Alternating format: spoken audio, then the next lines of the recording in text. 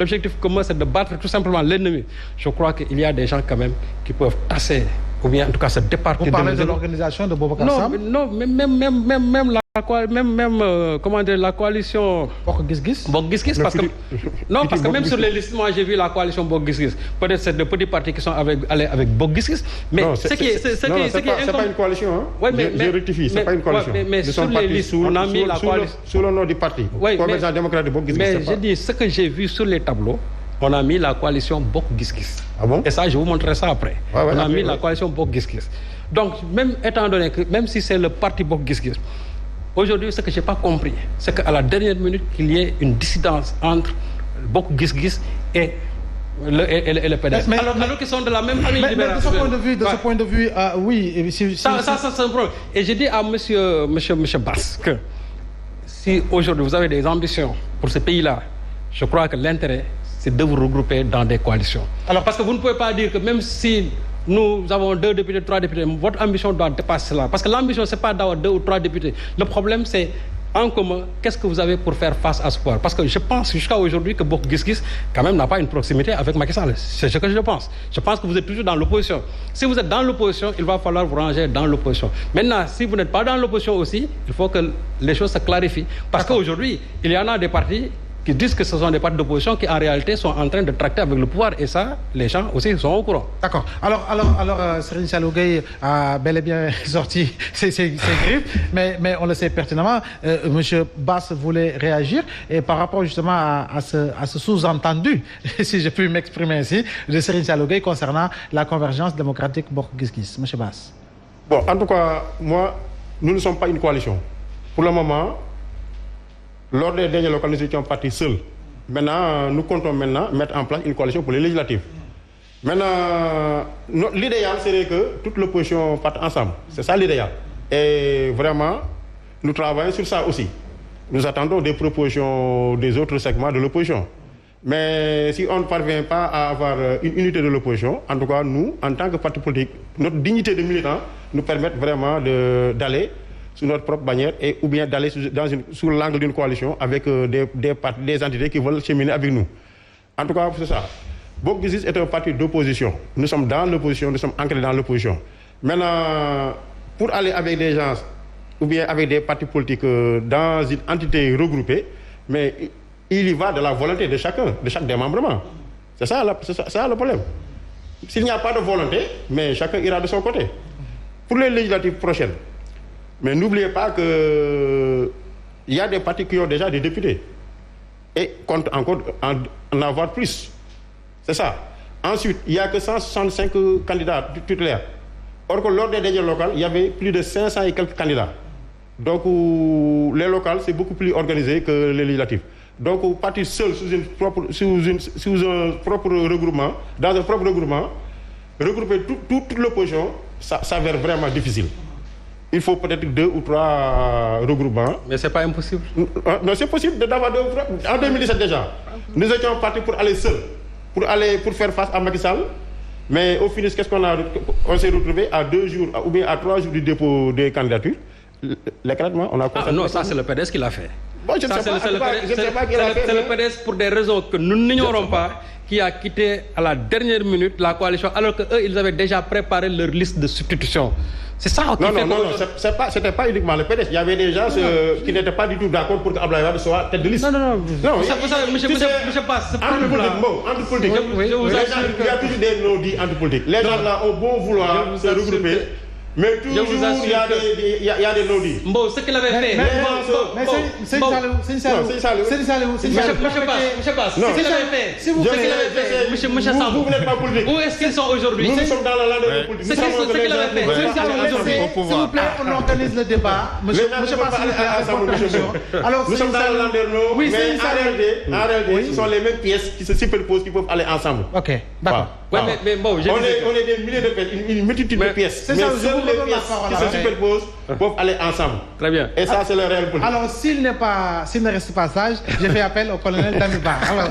Alors, je reviens à vous, monsieur Boubacar Sam. On le sait, il y a cet art congénital aujourd'hui qui est devenu une plaie béante au niveau justement de l'opposition sénégalaise de manière générale. Alors, est-ce que vous pensez que nous sommes véritablement dans les conditions pour une bonne organisation des élections législatives à la date fixée par le président Macky Sall, nonobstant le fait que vous-même et les autres regroupements pensez travailler, en tout cas pour consolider en tout cas les organisations autour de l'opposition pour pouvoir vous donner toutes les chances et par rapport à ces joutes électorales. Bon, là, je vais rejoindre Seigne Saliou sur un point, que l'unicité de l'opposition ferait une très bonne chose. Gëm Sa Bopp est dans l'opposition et restera dans l'opposition. Nous ne sommes pas en connivence avec le pouvoir. Parce que notre objectif principal, c'est de faire partie le président Macky Sall en 2024. Alors, pour nous, les élections locales ont été organisées de manière vraiment qui reste à désirer. Parce que, prenons le cas de Pikine Ouest. Dans l'école Cheikh Anta, centre de vote, alors, il n'y avait pas mes bulletins jusqu'à 11h. Il n'y avait pas mes bulletins jusqu'à 11h. Donc, j'ai essayé de joindre le préfet, mais en vain. Mais donc, c'est des impairs, les gens du pouvoir. Sam, je vous dis, est-ce que ce sont des impairs à rectifier pour qu'on ait en tout cas une meilleure organisation par rapport justement aux législatives? Parfaitement. Il y a beaucoup d'irrégularités lors de ces élections. Beaucoup de choses qui se sont passées lors de ces élections. Je vous dis qu'il y a un grand responsable à Pikine. Qu'est-ce qu'il faisait? Il appelait les gens chez lui pour leur donner de l'argent, 25 000 francs. Demande nga voter Benno Bokk Yaakaar et tu reviens. Et tu amènes les autres bulletins. Et tu amènes les autres bulletins. Mon mandataire dans ce centre a failli se battre avec lui-même, ce responsable-là. Il lui a interdit d'accéder dans la salle. Parce que ce qu'ils étaient en train de faire, tout le monde savait que ces gens-là, ce qu'il leur restait à faire, c'était simplement d'utiliser la force, d'utiliser leur argent et tout ça. La preuve, il est rentré à 18h en les insultant tous, ses partisans. Donc, lors de ces législatives-là, nous attendons du pouvoir, de la direction des élections, du ministère de l'Intérieur, quand même une très bonne organisation.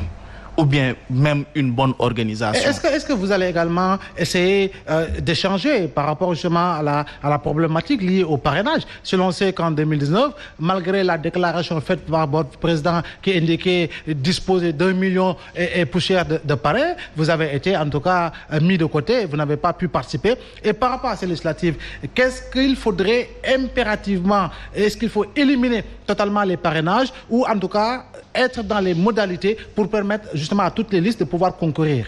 Gëm Sa Bopp sera prêt lors de ces législatives. Qu'il y ait parrainage ou pas, Gëm Sa Bopp sera prêt. Mais nous sommes tous d'accord que le parrainage n'a pas sa place lors de ces législatives. Nous savons tous ce qui s'est passé en 2019. Donc inutile de répéter l'histoire. Mais ce qui est sûr et certain, c'est que le pouvoir, moi j'ai été vraiment très surpris hier, quand j'ai lu le communiqué pour dire que les élections seront pour le 31 juillet. Parce que moi j'étais persuadé qu'il allait reporter ça. Parce que je sais qu'ils ne sont pas prêts. Et là, c'est là où se pose le problème aujourd'hui. Et nous, qui sommes de l'opposition, nous avons l'obligation de partir ensemble. Alors, Serigne Saliou Gueye, est-ce qu'il ne faudrait pas également prêter bonne foi au président de la République? Parce qu'en dehors du communiqué des conseils des ministres et dans lequel il a fixé la date des élections, il y a en tout cas 3 ou 4 conseils des ministres où il véritablement donner des directives claires aux ministres de l'Intérieur et aux autres ministères concernés pour véritablement entrer véritablement dans les meilleures commodités pour une bonne organisation des élections législatives à venir. Moi, je suis surpris quand j'entends des Sénégalais dire qu'ils félicitent le président de la République pour avoir tout simplement fixé la date des élections. Mais ça, c'est pas son initiative, ça c'est constitutionnel. Oui. Le Conseil constitutionnel avait dit ici, et là, les mandats des députés vont expirer. Ça veut dire que quand les mandats expirent, on doit aller à un renouvellement de l'Assemblée nationale. Le Conseil constitutionnel avait dit ici en 2016, quand il s'est agi de réduire le mandat du président de la République, qu'il n'est pas question. C'est-à-dire qu'on ne peut pas réduire un mandat. On ne peut pas augmenter un mandat. Ça, c'est le Conseil constitutionnel. C'est-à-dire qu'aujourd'hui, le président n'avait pas autre choix à faire. Quand j'ai entendu des gens le féliciter, mais j'ai dit, vous les félicitez à propos de quoi? Ce qu'il a dit, mais c'est ça qu'il doit faire. Il ne doit pas faire autrement. Donc, il n'y a pas à féliciter le président sur ça. Ça, c'est en tout cas, ce qu'il devait faire. Il l'a fait. Revenons sur ce que M. Samba a dit tout à l'heure. l'organisation de ces élections. Je l'avais dit en Domelan que depuis 1996, ce sont les élections les plus catastrophiques qu'on ait organisées dans ce pays. Oui. Les élections de janvier 2022, si l'on sait que globalement les acteurs ont dit que le scrutin s'est bien déroulé, rien à voir avec les élections de 96. Mais laisse-moi vous dire. D'accord, mais laisse-moi vous dire. Vous ne pouvez pas faire l'allusion aux ordonnances de 96 à l'organisation de ces élections départementales municipales. Tu ne m'as pas bien écouté. Oui, allez-y. Non, ce que j'ai dit, M. Sam, j'ai dit depuis 96. Oui.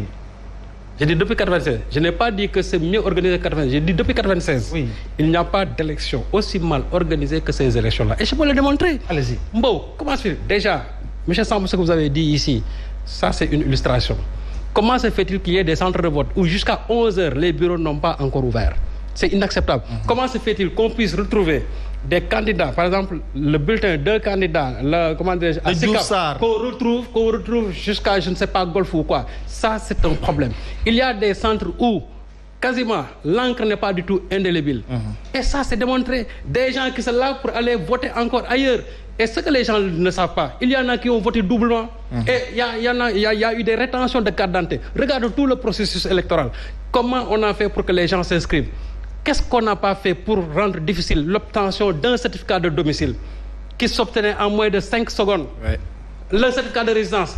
In fine, il y a des maires qui sont appropriés la délivrance de ces pièces. Tout à fait. Simplement pour leur militants. Ah, je prends le cas de Matam, où il y a eu, au niveau de l'état civil, un maire qui a dit qu'il ne donnerait plus aucune pièce à quelqu'un qu'il ne connaît pas ou bien qui n'est pas de sa coalition. Et les gens aujourd'hui, regardez ce qui s'est passé avec les listes qui ont été invalidées. 18 listes de Yewwi Askan Wi ont été invalidées. Des listes de Gëm Sa Bopp ont été invalidées. Alors qu'il n'y a aucune liste